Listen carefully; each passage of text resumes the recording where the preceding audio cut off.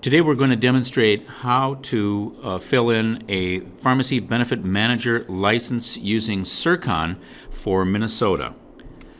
The first thing you'll do is go to Sircon.com. We will have a link to this webpage that you're looking at on our pharmacy benefit manager webpage on the Commerce website, but I've just gone ahead and navigated directly to this page so that we can continue with the demonstration.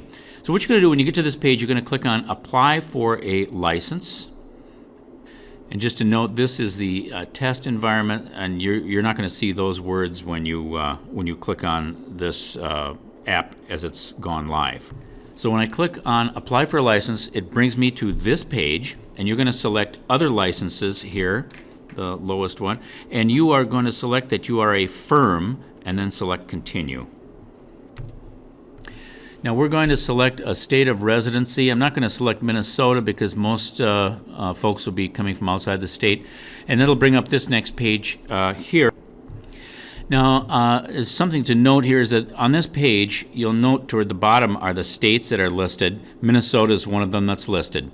If you were to click that you were a Minnesota company, the Minnesota option would disappear down here on the screen. So if you are, in fact, a Minnesota company, you're going to have to click that you want to apply for a resident license and click here if you're actually a Minnesota company. But we're going to go through this, demonstration as though you are not a Minnesota company. So then the next thing is, of course, you have to type in an employer identification number. That is a required field. And we're going to type that in, and we're going to do agency type, which is corporation. The prepare, I'm going to select applicant for this purpose. Now I've filled in everything that's required up on top, and I have to click Minnesota because we're applying for a Minnesota license. I'll click Continue, and it'll bring us to this page, which asks whether you were licensed previously, and of course none of you will be because this is a brand new application. Pharmacy Benefit Manager becomes effective January 1, 2020.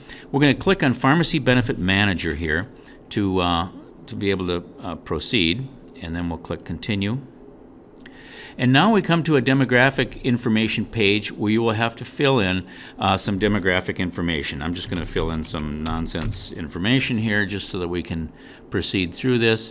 The incorporation date we'll select, let's see, we'll select it's September 7th. The domicile country has to be United States. Affiliated with a bank, ordinarily that would be no. An email address. And we'll put in an ampersand, and that's too long for a postal code. Country, again, we'll put United States. And then we have to also fill in a mailing address, even if it's the same address. It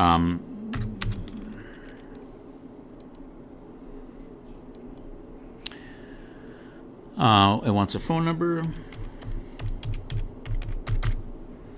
and a fax number.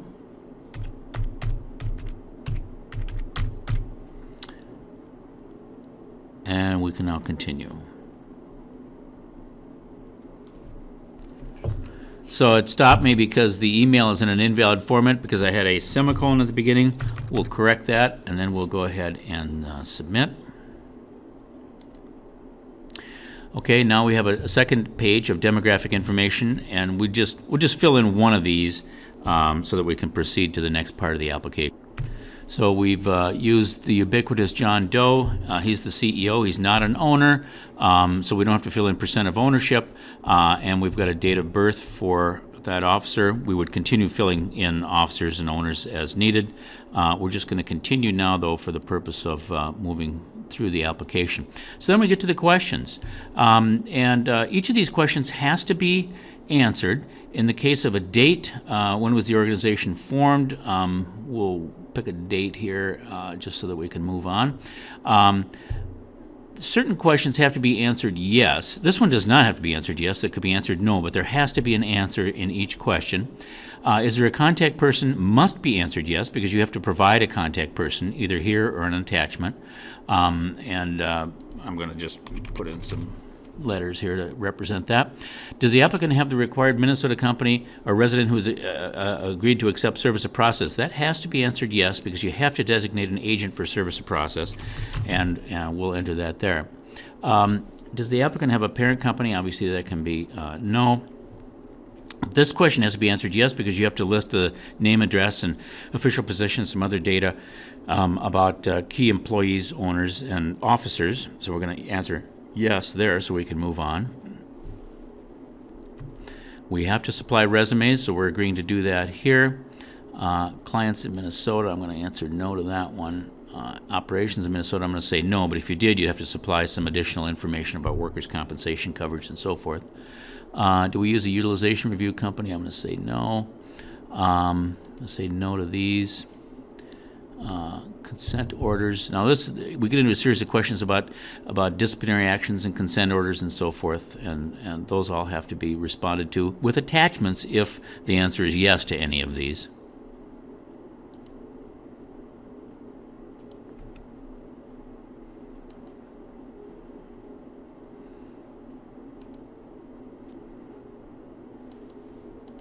Now we come to question 19. There's a tax clearance document that's available at this URL. So click on that URL. You'll get the tax clearance document. That has to be filled out and attached as an attachment. You'll see how to attach attachments a little bit later on in the demonstration.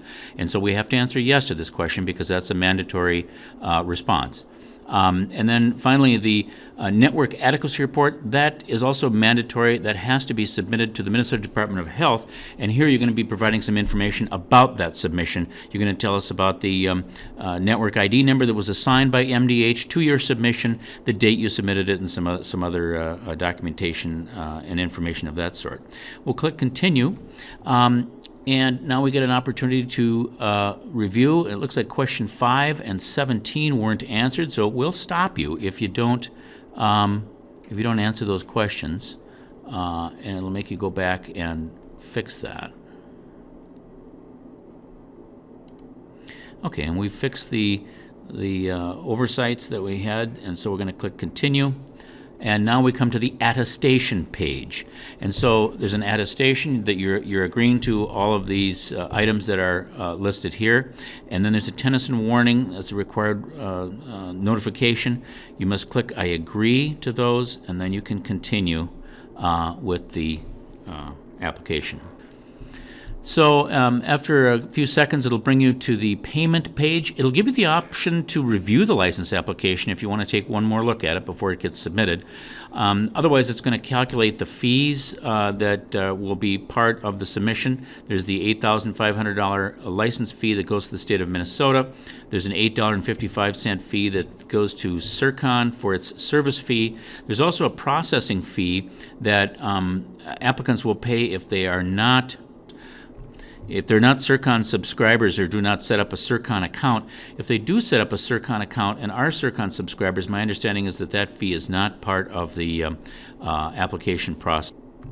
So we're going to go ahead and click that I understand that these fees are non-refundable, and we're going to now submit our application, which should bring us to the payment page.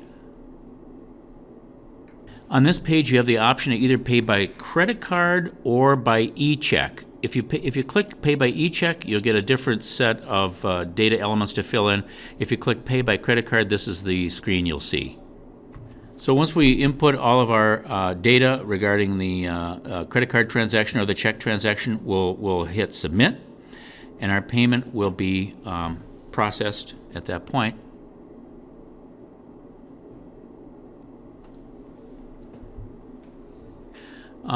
And this would be the next page that we get, a confirmation that the license was submitted successfully. Now, though, we're not done because we still have to attach documents to our application. Down here we can see the rundown of the fees that were paid and so forth, but we do have to go back and attach documents because we're not finished until we've done that. So now we're going to upload a document to complete, and of course there will be many documents to upload, but I'm just going to do one of them right here. Okay, I have to title it first, and so now I can browse for it, and it's right here. I'll open it. I'll attach it.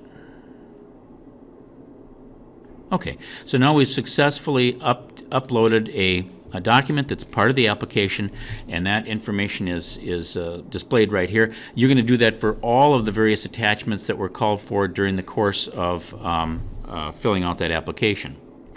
And so, assuming we've now uploaded all of our documentation, we'll hit submit, and so this gives us the opportunity to print the confirmation page if we want to, and if we've done that or don't want to do it, we can just click on Finish, and we have successfully submitted our Pharmacy Benefit Manager application for review by the Minnesota Department of Commerce.